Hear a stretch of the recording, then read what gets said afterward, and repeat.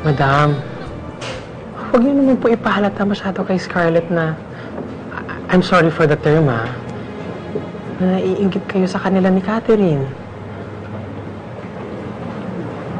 Hindi ko naman din kasi maiwasan eh. Totoo, Catherine. Alam mo kung ano-anong pananakit ang ginagawa sa akin ni Isabel dito. Kaya naman po ginaganon. Hindi na po siya naawa.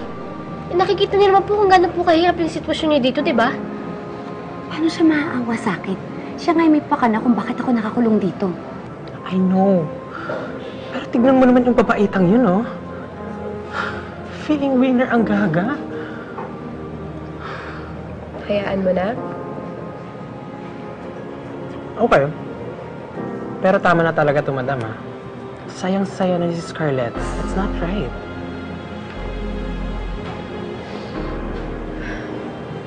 May kasalanan kasi ako kay Catherine. Kaya siguro ako nagkakaganito. Kasi gusto ko sana magpaliwanag sa kanya.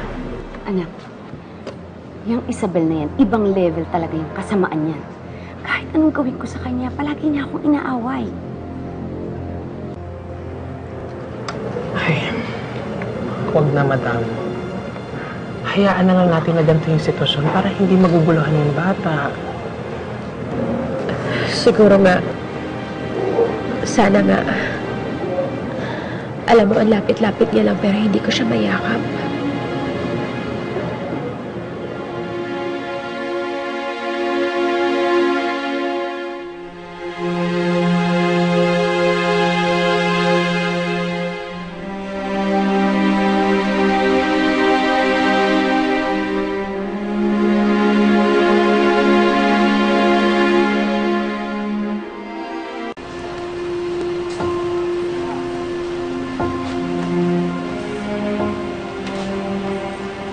Tingnan mo.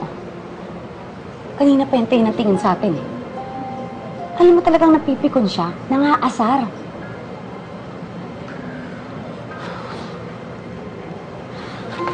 Sandali. Mami. Isabel.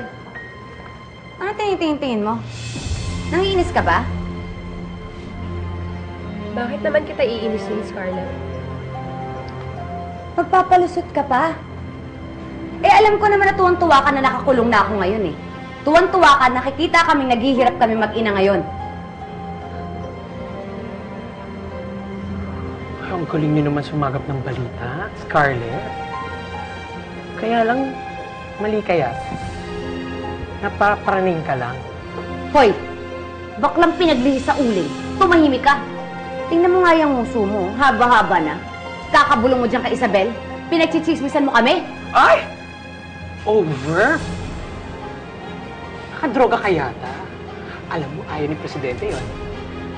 Scarlett, wag ka na lang kasi gumawa ng kwento. Please lang po.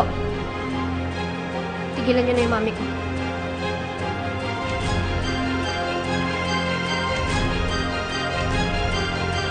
Ano, Isabel? Bakit hindi ka makasagot? Kasi totoo. Guilty ka. Talagang inaapi mo ako dito. At tuwang-tuwa ka sa nangyayari sa amin ng anak ko. Totoo po ba yun? Inaapi niyo po yung mami ko? Kung pang-aapi nga ang tawag, dun sa pagsingil ko, dun sa taong nang walang hiya sa akin, siguro nga pang-aapi ang tawag dun.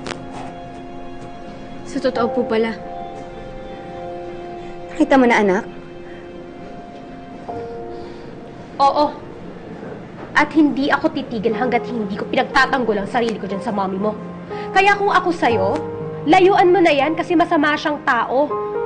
Layuan mo siya tulad ng pagkakalayo ko sa'yo. Bale, dalawa naman kami nakakulong dito. Bakit ko naman po lalayuan yung mami ko? Pinagtabuhin niyo na nga po ako, di ba? Tapos lalayuan ko pa po yung mami ko. Sana hindi na lang po kayo bumalik sa buhay ko. I hate you. Catherine?